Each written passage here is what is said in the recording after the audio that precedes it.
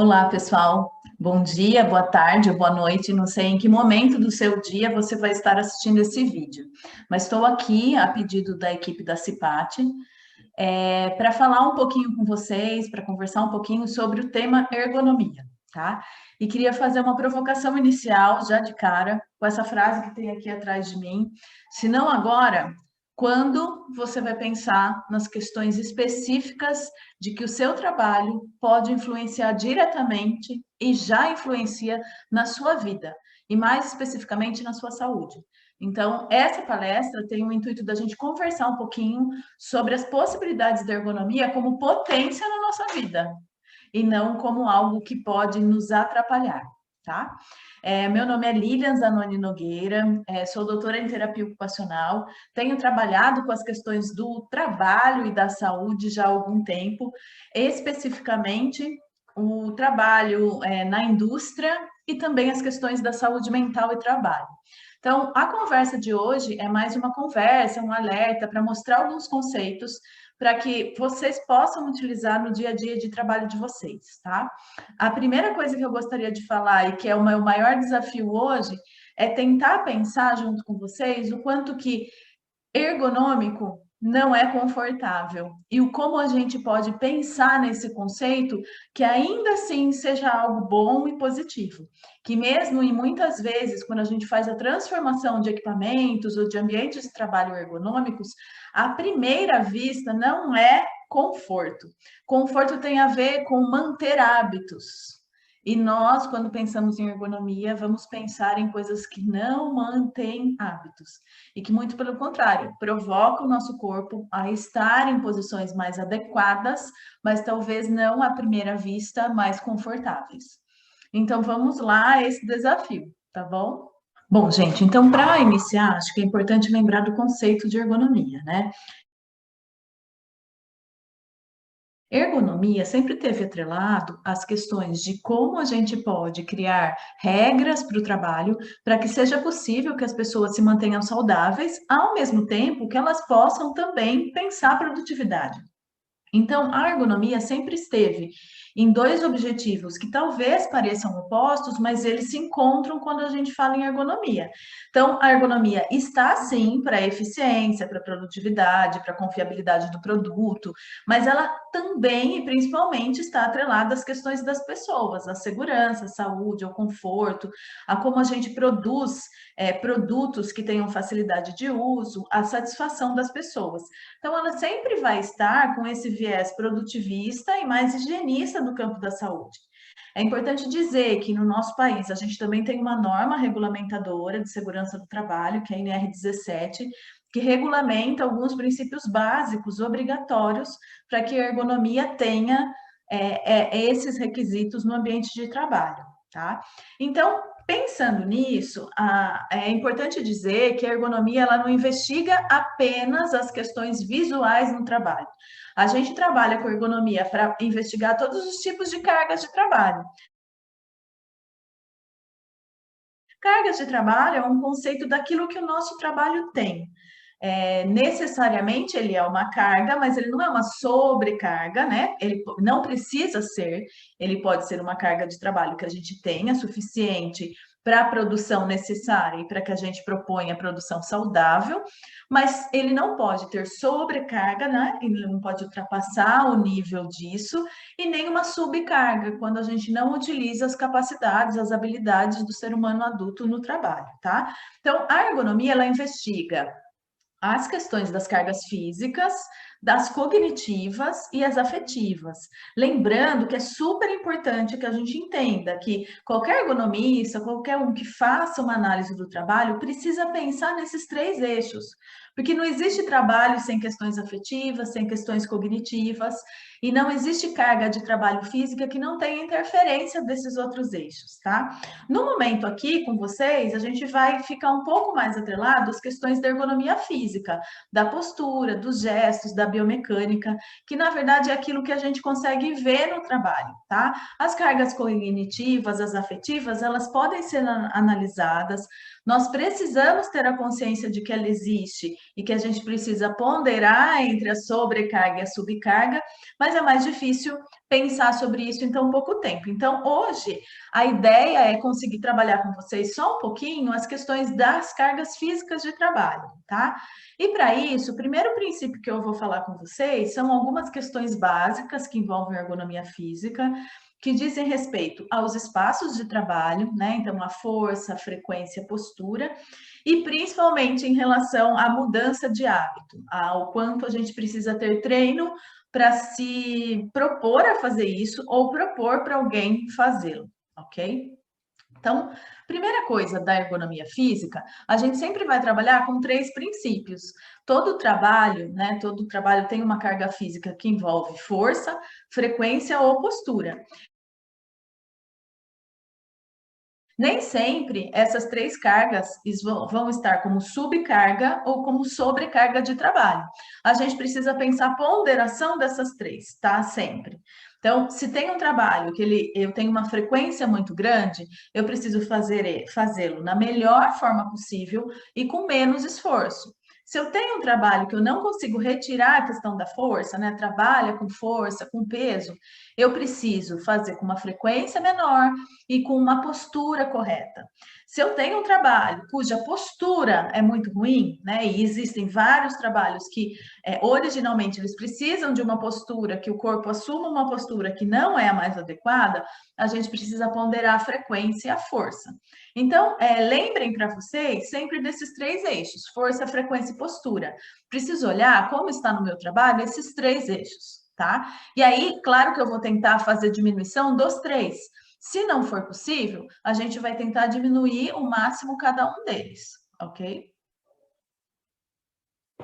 Então, outra questão sobre ergonomia física, que é um conceito bem simples para vocês entenderem, né? E para aplicarem, principalmente agora no período de home office, né? Ou mesmo quando a gente está no trabalho normal na universidade, sejam para os docentes, ou para o pessoal do administrativo, ou para o pessoal que está trabalhando aí na manutenção, né? Essas questões de zona de conforto, elas são primordiais para a gente começar a organizar o nosso posto de trabalho, tá? Então, a gente chama de zona de conforto o lugar onde a gente tem que trabalhar com as coisas, tá? Então, olhem para essa figura e vejam esse espaço cinza, tá? E esse espaço cinza na segunda figura. Então, considera-se que a gente tenha um espaço de conforto para trabalhar que é dentro desse nível cinza que vocês veem aqui, tá? E seria ótimo se a gente conseguisse trabalhar com o ombro nessa posição, né? Sem fazer elevação, abaixar, esticar muito o braço, abrir, né? Fechar muito, que a gente conseguisse, grudando o cotovelo no nosso tronco, que a gente conseguisse elevar, abaixar, abrir e fechar, sem precisar abrir, né? Abrir os nossos braços. Então, a ideia da zona de conforto tem a ver com isso. Então, as coisas com que a gente trabalha precisam estar nesse campo, tá? Então, tudo que estiver mais longe é algo que a gente precisa evitar, principalmente se estiver mais longe e eu faço algum excesso de força. E aí, pensem que, quando eu estou falando força, gente, não é só carregar 60 quilos, é quando a gente está digitando o teclado do computador. É quando a gente está utilizando algo que a gente permanece muito tempo parado, né? Com alguma coisa segurando. Isso é o esforço estático, que é o esforço parado. Isso também é um esforço. Todas as atividades que exigir qualquer tipo de esforço, de repetitividade, a gente precisa que a postura esteja nessa possibilidade de zona de conforto, tá?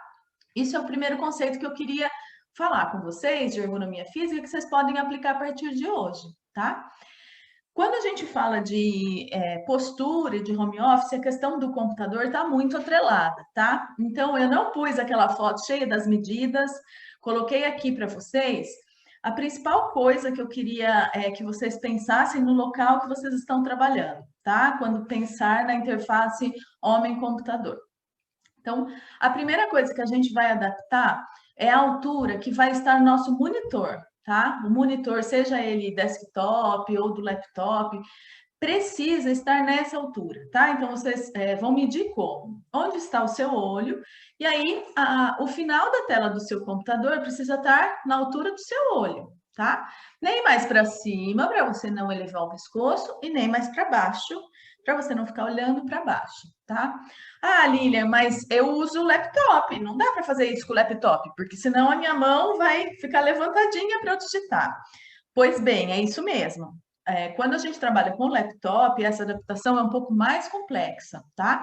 A gente não vai conseguir fazer isso que eu estou solicitando que vocês façam se vocês não tiverem um teclado auxiliar, tá? Então, o uso prolongado do notebook, né? O que que eu digo uso prolongado?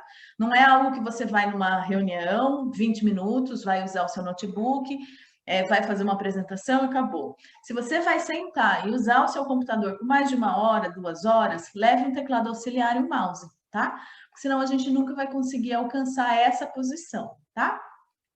Depois que você organizou a altura que o seu monitor pode estar, aí a segunda coisa que você vai fazer é o ajuste da sua cadeira.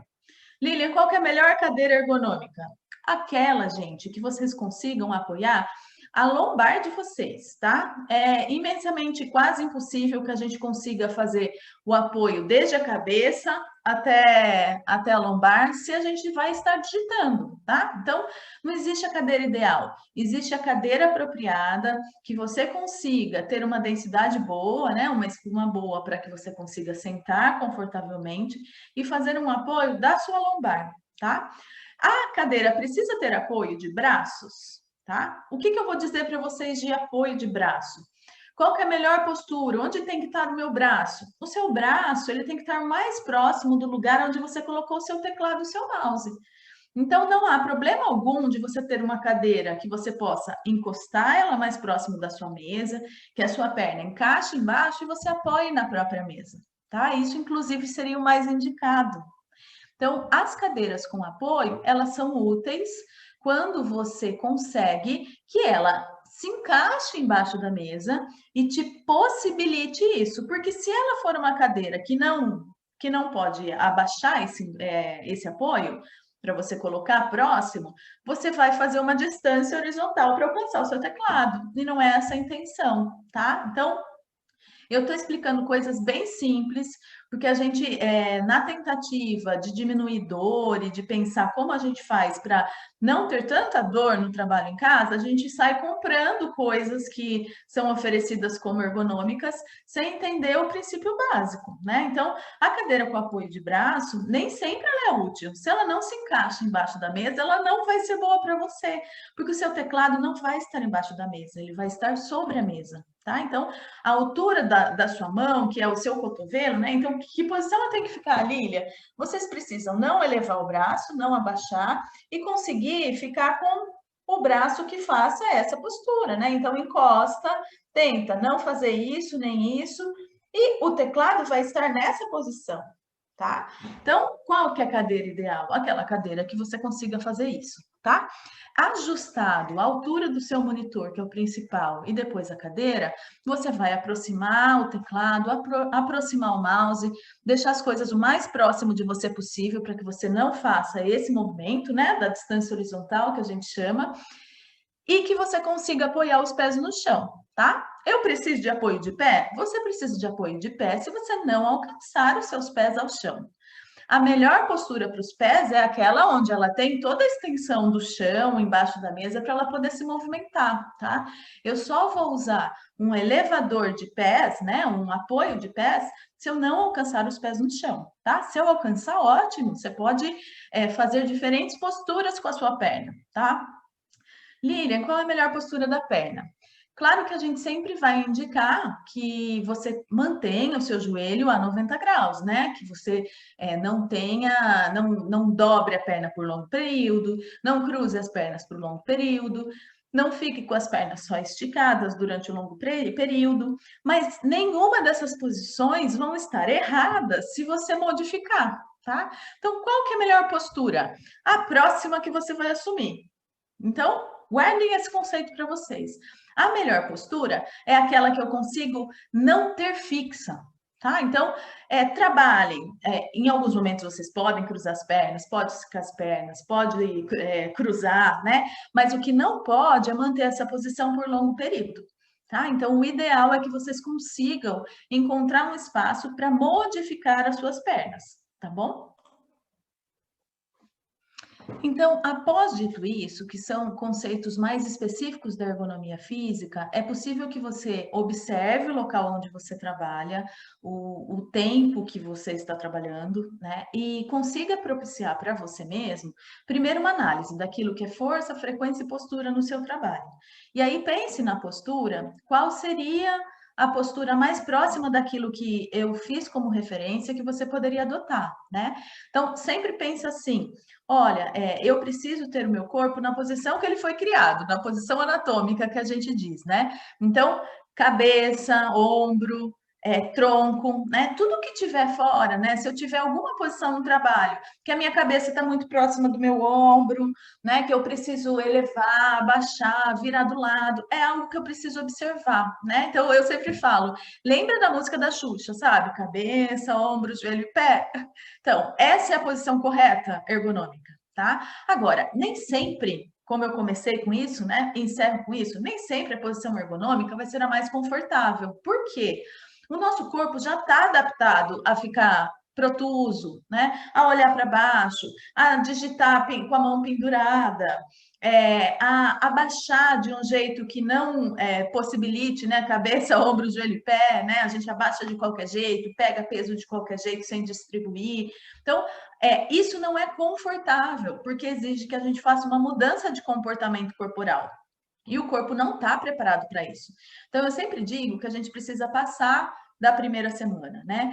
Por exemplo, quando a gente faz uma proposta de mudança ergonômica, que é você utilizar o mouse uma semana com a mão direita e uma semana com a mão esquerda, né? Para quem é destro, tá? Para quem é canhoto, pense o contrário disso. Então, isso não é muito confortável, porque a gente muda um hábito, a gente parece ficar muito mais atrasado no trabalho, eu não consigo acertar os botões, porque a gente tem que fazer uma série de outras conexões neurais para que dê conta de fazer isso. Mas a gente precisa passar a primeira semana do hábito. Então, é fácil fazer modificações ergonômicas? Não é fácil, mas ela é possível e após a gente fazê-lo, a gente incorpora novos hábitos neurais e isso começa a fazer parte da nossa rotina, tá? Lembrem-se que a ergonomia não tem só relação com o que eu falei com vocês, que foi alguns princípios muito básicos das cargas físicas de trabalho, mas elas têm total relação com as condições cognitivas e com as condições afetivas. Então, tem toda a relação, como eu me relaciono com as pessoas do meu trabalho, como eu me relaciono eu mesma com esse trabalho, né? Com qual engajamento eu tenho com ele. Isso tudo também vai afetar diretamente as dores que a gente pode sentir no trabalho, tá? E também afeta as questões cognitivas que eu não falei. Mas vou falar uma última dica que é importante que pensemos. Em ergonomia, a gente sempre diz que é necessário que a gente faça pausas durante o nosso trabalho, mesmo que elas sejam micropausas, tá? Quando a gente está muito engajado com o trabalho, a gente gosta do que a gente faz, a gente começa a perceber que a gente trabalha horas seguidas sem parar, né? A gente para quando tem muita sede, quando tem muita vontade de ir ao banheiro, quando precisa assumir um outro compromisso. E as pausas também é algo que a gente precisa incorporar, tá? Porque cognitivamente a gente precisa de algumas pausas para que a gente continue com a atenção concentrada, tá? Então, não achem que as pausas que a gente faz, as micropausas, né, que seja a cada, sei lá, a cada uma hora eu vou colocar uma música para tocar, para eu conseguir desvincular de alguma coisa e voltar, né? Então, os intervalos, as pausas, elas não são por acaso.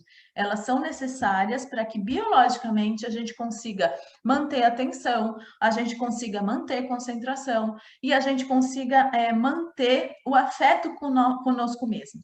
Isso é muito importante. A gente precisa recuperar o afeto que a gente tem com a gente, porque só assim o nosso trabalho vai continuar sendo um ótimo trabalho, um eficaz trabalho, tá bom? Ergonomia é pensar nisso, é pensar na minha relação corporal com esse trabalho e como eu posso fazer, mesmo com, a princípio, alguma medida de desconforto, alguma modificação. Bom, eu queria finalizar com essa frase de que o primeiro passo para se chegar a algum lugar é decidir que você não quer mais ficar onde você está. Então, acho que o primeiro passo para a gente começar a organizar nossa mesa, né, para o próximo semestre, ou quem já está no serviço, já retomou o serviço presencial, é modificar onde você está, porque com certeza existem questões ergonômicas que precisam, é a gente decidir que a gente não quer ficar, né? E decidir que não quer ficar não significa que a gente não vai ter trabalho para mudar de lugar, né? Então, não significa que a gente não vai ter que fazer, em alguma medida, algum esforço para fazer uma escolha, né, do contato do nosso corpo com esse trabalho de uma outra forma, tá? Mas é possível. Contem comigo, meu nome é Lilian, então, aqui está meu e-mail, eu estou disponível para a gente conversar, trocar ideias sobre as situações individuais de vocês, tá bom? Até breve,